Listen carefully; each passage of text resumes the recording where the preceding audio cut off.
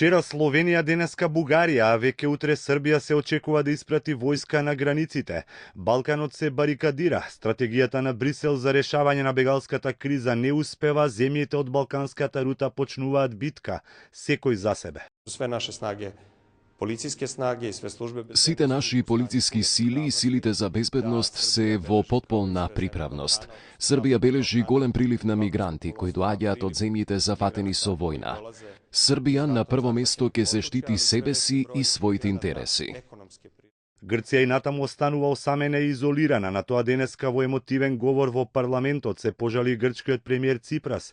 Ја обвини Европа дека замижува додека Грција се претвора во стовариште за мигранти, а Австрија дека ги игнорира европските решенија. Ципрас се уште не може да прежали што Атина не беше поканета на конференцијата во Виена, ниту пред еден месец во Скопје, каде што земјите од балканската рута договорија низа прашања, вклучително и правилото да се пропуштаат само сириците и ирачаните. Начинот на кој функционира Европа е срамен. Прво лидерите на самит се договараат едно, а потоа овие одлуки не се почитуваат и се менуваат со одлуки донесени на некаков состанок меѓу полициски началници на земји кои не се ниту членки на Европската унија, ниту се дел од балканската рута. Неприфатливо е земја како Австрија да не кани земји кои се директно засегнати од бегалската криза.